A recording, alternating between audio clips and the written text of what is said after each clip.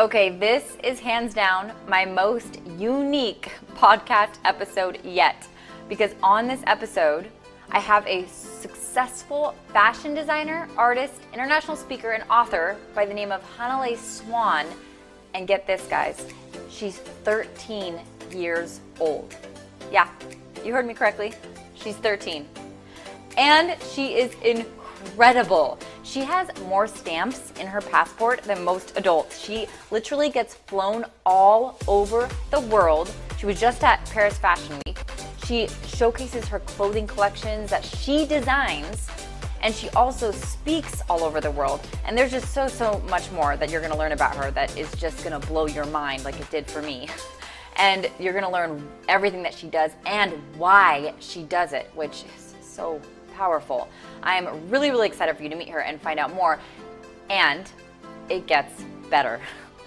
I also have her parents on this episode, Rhonda and Brian. I was just dying to get them on because I met them when I met Hanalei, and I had so many questions for them on how they raised this rock star 13-year-old and what their life is like. So this is a really interesting episode, guys. They're all three known together as the Unstoppable family. And they are really that. They are unstoppable. So just wait until you hear their story and their parenting strategies that they use with Hanalei. Between all three of them, I was just blown away. So here we go. Let's meet the Unstoppable family.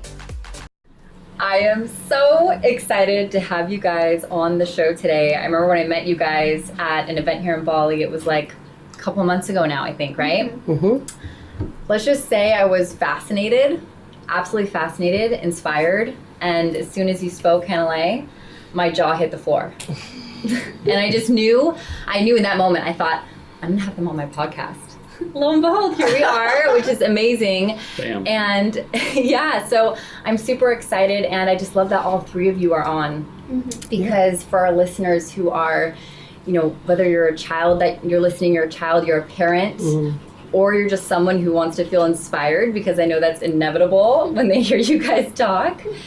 So to really kick things off, I would love it, Hanalei, if you could share from your perspective and your journey from where you started and how'd you get to where you are today? So when I was 1 year old, I started traveling. I've been traveling for 12 years now. And when I was around 7, I got asked, what do I want to be now? Instead of what do I want to be when I grow up? And so that gave me the permission, and that inspired me to be able to do what I want to do today. And I wanted to become a fashion designer, artist, all this stuff. And so just by being asked that question, I was able to be granted the permission to just be me. And so right after my mom and dad asked that, I said, can I borrow $20? And right when they asked that, they gave me the $20, and I bought threads, needles, fabric, and started sewing these keychains. And they were like keychains of food. And so I sold enough to make $100 and enough to make my first prototype. We met this amazing woman in a restaurant, and she looked at my sketchbook and she's like, these need to be made real. And so since then, just out of coincidences and out of just the world, I've been able to grow my business and create a fashion line. And how old were you when that happened? 7 years old. Yeah. Okay. So this is incredible. I love this. One of the things I hear people say a lot is, oh, I'm too young or I'm too old.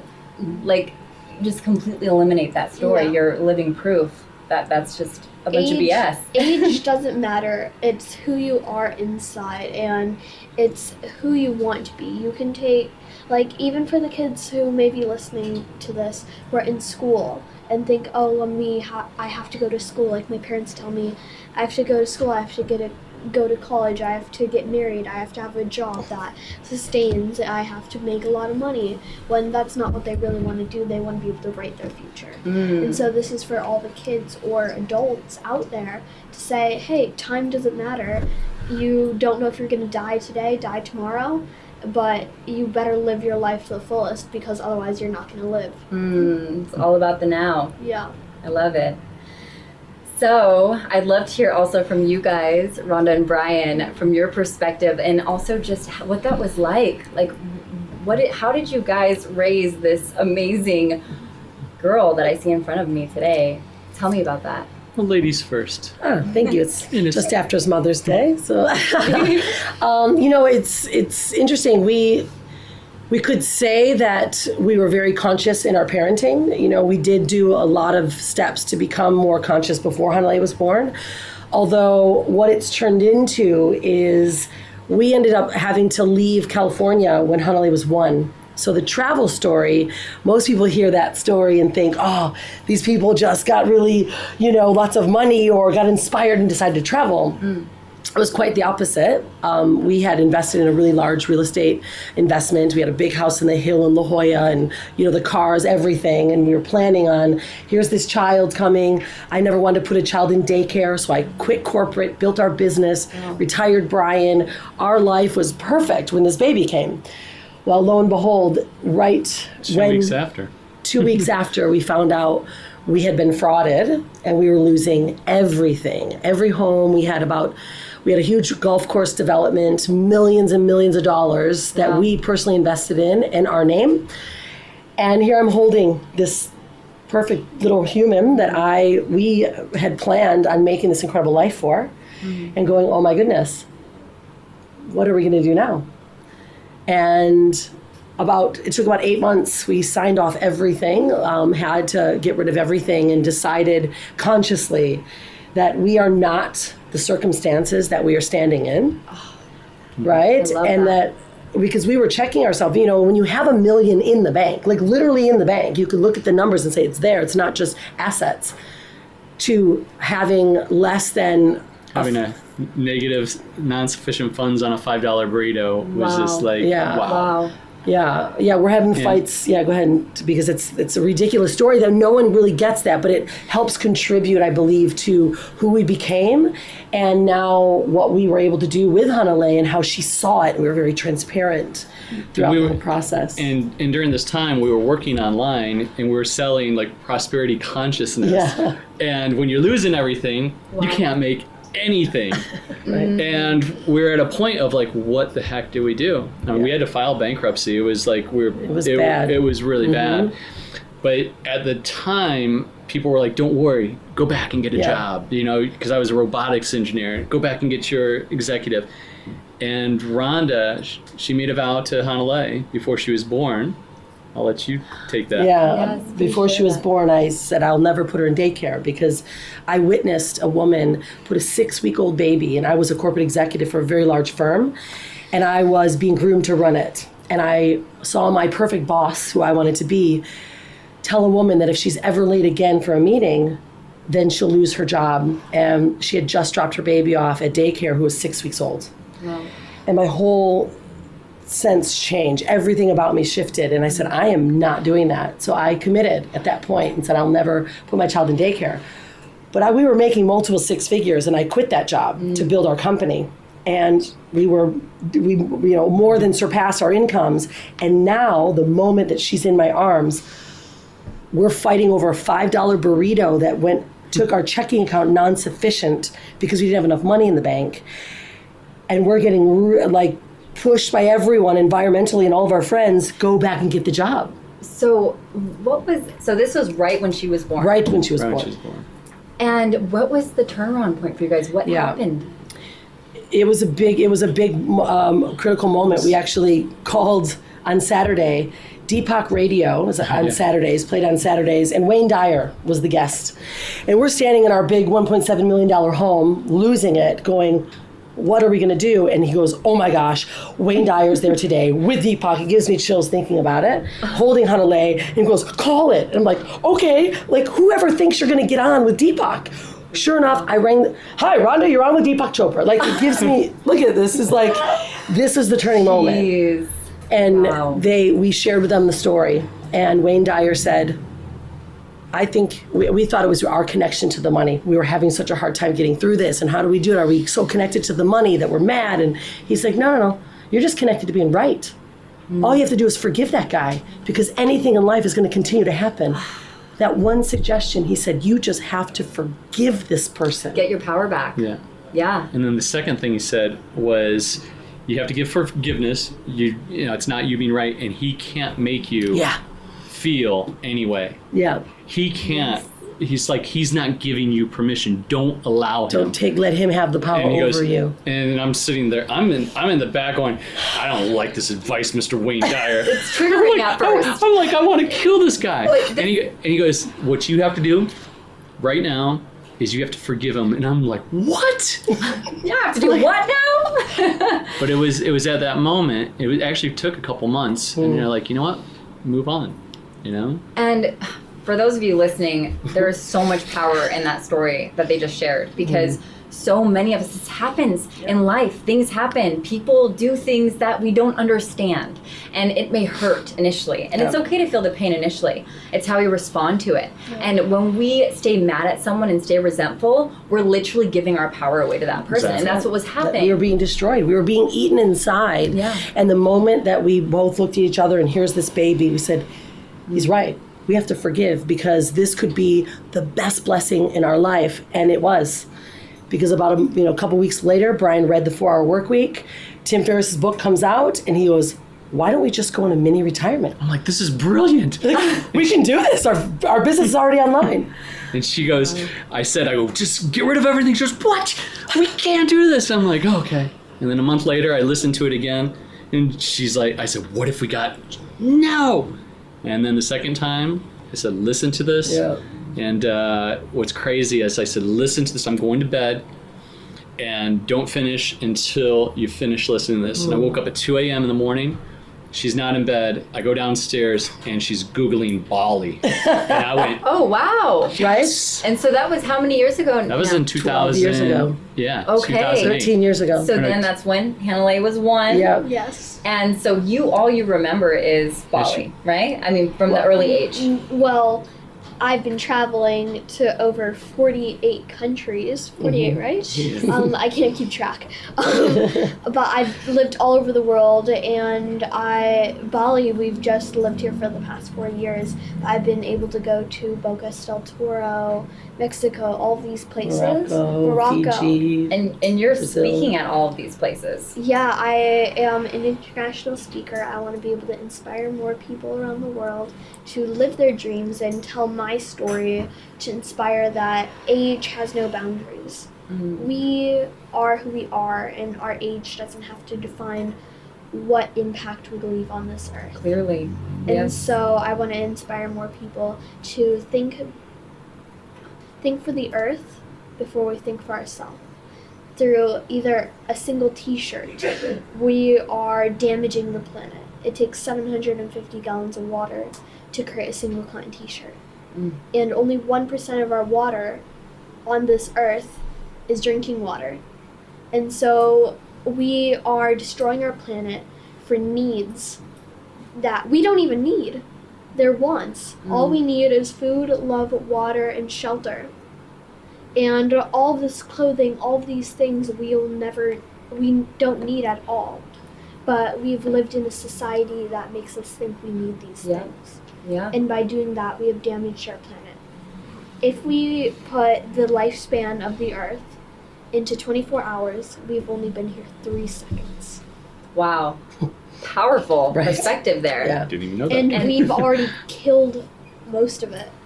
3 seconds humans have lived here. I'm just blown away by you, Hanalei. The amount of knowledge and wisdom she has, the fact that she knows all those things, I mean, clearly it's because you're passionate about it and you really care. Yeah.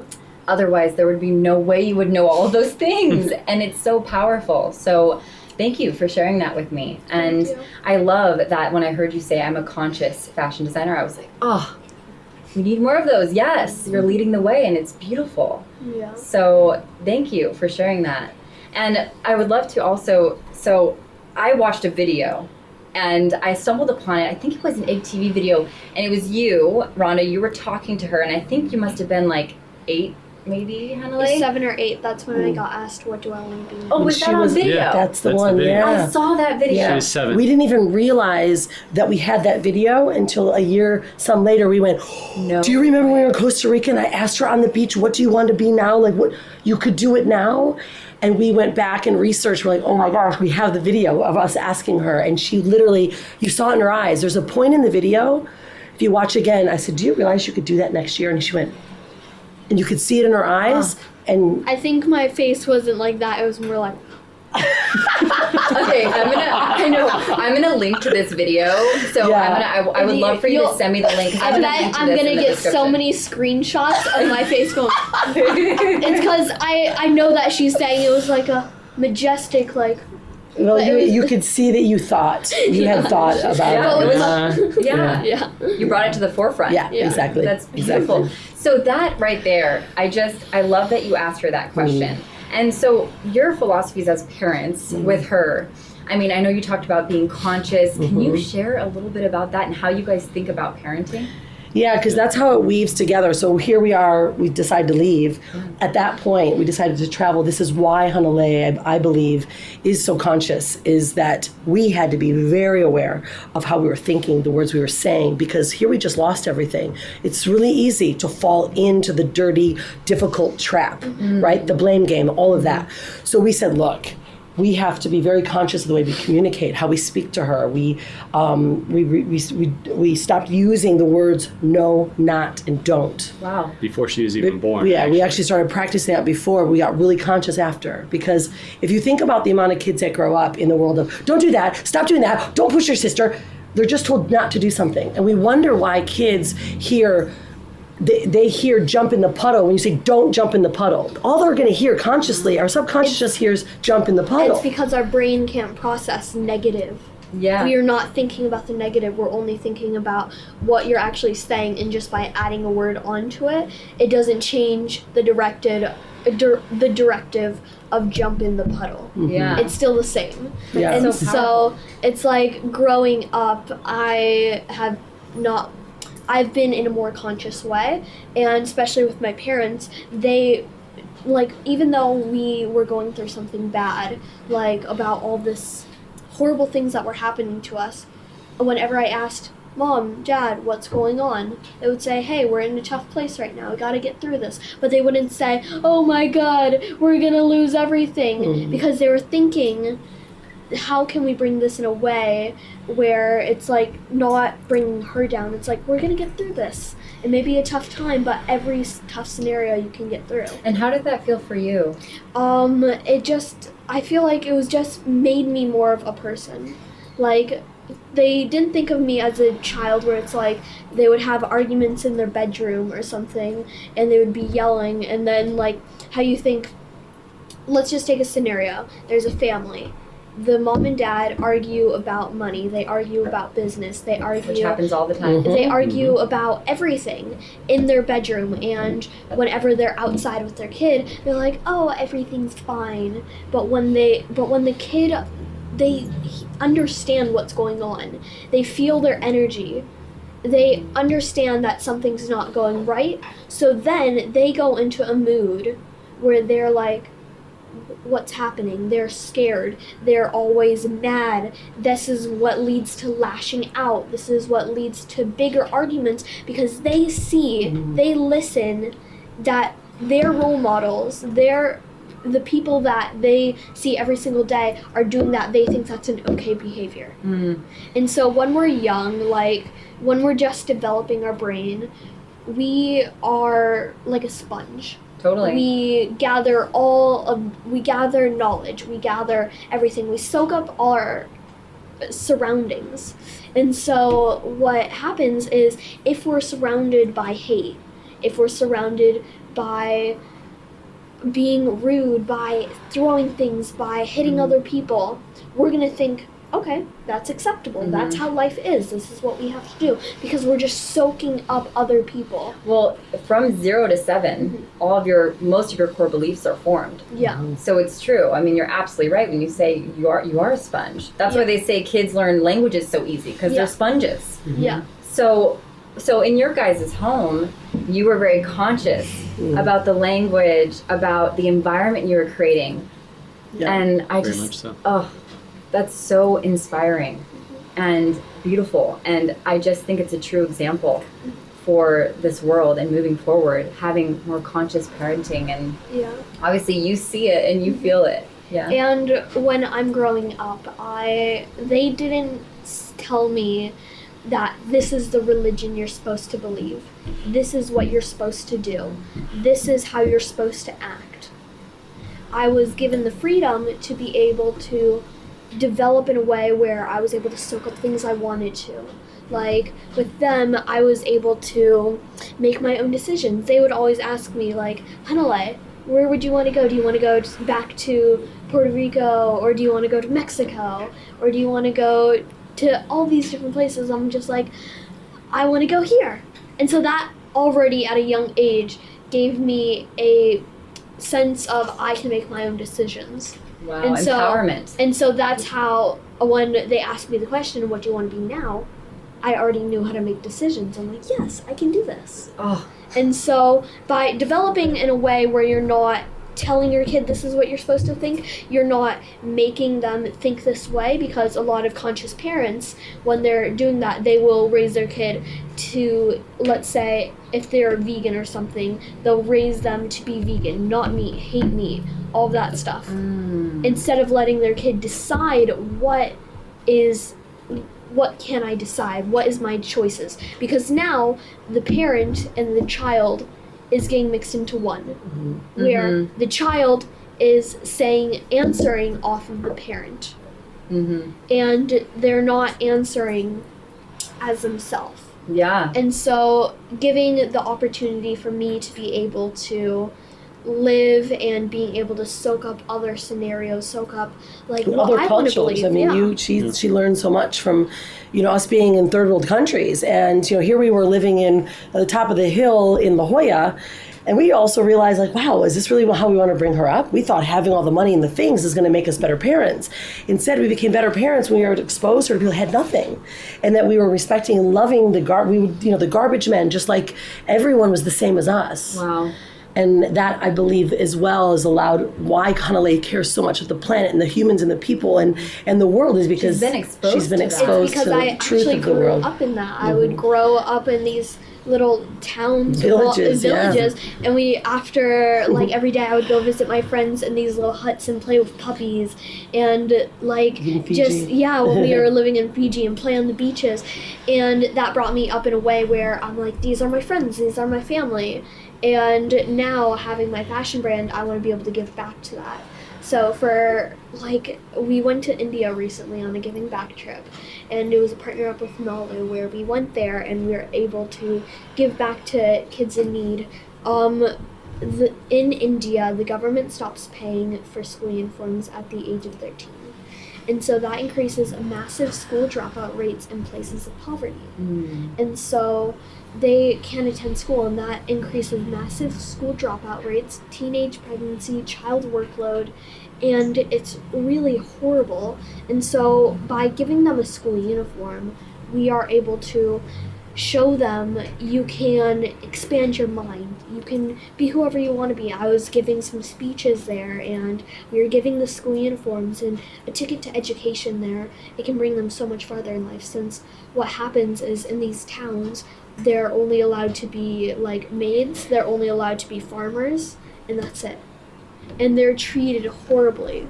And so by giving them this ticket to education, a safe place, and sometimes in their villages, it's really not safe to be in there. It's really toxic. You're showing them possibility. You're showing them what's outside of their box. And that's important, especially for And they're not narrowed down by who they were born with. They can be so much brighter. And so I would give talks. I would give them the school uniforms, and after, I remember this one time I was at an all-girls school and I just gave out the school uniforms, and after they're like, let's interact and stuff. And so instead of just giving the school uniforms, leaving and not interacting, we were able to be in their village, we were able to be with them and actually see what their life was. And so that time, I just remember all the kids stood up and they're like, interact now. And so a group of girls pulled me down, and they've never seen a girl who has white skin, blonde hair, and so they were touching my hair. They were like playing with me. They're like, in broken English, they're like, you hair, like, wow. Yeah. And so How did you feel in that moment? Yeah. I gotta know. Literally, I didn't know what to say or how to talk, so I would just laugh out of nowhere and just like. Did you feel a little nervous? Yeah. I'm just like, oh, wait. Every like 5 minutes, I would like, wait, I'm in India with kids giving school uniforms. And right now we're dancing, and this is crazy. Like, I had my phone at the time, so I would show them all these fun, like, filters and stuff, and we were taking photos, and I actually have, like, a whole little photo album on my phone with all of the kids who I met. What I love about everything that you've been sharing and this whole experience of traveling, I mean, some people may say, oh, well, does it feel like you don't have a home? But what I'm hearing you say is, like, you created family everywhere you went. Mm-hmm. Like, all of you created family, and you learned that family is everywhere. Family is everywhere you make it. Yeah. And home is everywhere you are. And I just, like, that hit me really hard when you were sharing all of your experiences, and I just find that so beautiful. Yeah. And it's important for people to hear that, because we'll get so attached to things, to external like, circumstances, and it's like, wow, there's so much more. And if we just realize we have it in ourselves, and you guys have it as a family together, you can bring that anywhere with you and share it everywhere with you. Yeah. So I have another question, because I'm seeing, it's funny, I see you guys squirm during this whole thing. You're just like squirming over there. And so I just want to hear, what is it like when you hear Hanalei speak? Is it sometimes surreal? What's that feeling that you get when you see her the way she is right now? Well, she's been speaking, she's been to about 100 entrepreneurial events over her lifetime. Incredible. And we've allowed her to like speak, like, do you want to say something? And every time I hear her speak, I'll look at Rhonda and go, did you guys discuss this? I don't know, so she comes from somewhere. But you never know what's going to come out of her mouth, and it just keeps on getting better and better, so I'm a proud Papa. Yeah. Mm-hmm. And she researches, I mean, the knowledge that she has, or she cares about something and she researches it, and that's part of our values as well. Is that what you do? So you think of something and then you research it? I like to research either inspirational videos or, like, even today I was watching this, like, powder that's made in makeup, and how it's like, I think it's luster dust or something like that, and you find it in the earth, and like I was researching like how they have these horrible mines in there where they make kids go in there, and it's for like, it's so bad because what they do is they'll illegally make kids mine in these places since they were 4. They're small too. And they're small enough to go into these mines, and they have the biggest like factory there for this luster dust, I think it's called, and so they'll make the kids mine when they're 4. And you care about this because we're so conscious about her fashion brand as well, right? So we use eco-friendly materials, but that doesn't stop at the source. Like, you can't just trust the source. So she's now been researching more deeply, like, where does it come from? Like, is our materials sourced properly? Is it fair trade? Are our workers getting treated properly? And she cares about this stuff so much that she learned so much about fabrics and different documentaries, and it's so when she speaks, it all comes from her own truth and her own knowledge. I mean, certainly our foundation has helped provide her with a base, although it's her now. Yeah. Well, you set her up to feel empowered to go on her own and research and find out more about what you're passionate about and what you care about. When you hear those kinds of things, because there's a lot of stuff that happens around the world that maybe are not quote-unquote ethical. Tons of things around the world. When you find out about those things, how do you feel? Like, what is that like for you? I feel, well, I would like to say I feel excited because... I had a feeling you would say that. That's why I asked you that question. Go ahead. I feel excited because that means I have the power to stop it. Or I have the power to, if I can't stop it, I can inspire more people about it and raise awareness. so then other people who have a bigger impact can also share, and it's like the ripple effect. Like a butterfly can cause a tornado by just saying something, and so by flapping your wings. And so I want to be able to inspire. I want to be able to show what the world has done and how horrible people are, but we need to find more people who can inspire and who can change. And what you're doing is the only way we can really overcome the darkness is by shining light on it. And that's what you're doing. And that's why it's so powerful, because we can ignore it and pretend like it's not there, but you're shining light on it and you're brave enough to do that. Not very many people are, and you're inspiring other people and giving other permission to do the same thing. So with that being said, this has been incredible. I'm not gonna lie, I'm sitting here, I'm like, gosh, there's so much more. There's gonna be a part 2. I'm manifesting a part 2 now with you guys, for sure, because I know we're a little short on time today. I just want to say thank you guys so much for coming on, and Thank you. And you guys truly are the unstoppable family. You guys inspire everyone, every person you touch, and I'm just so grateful to have you on today. So thank you so much.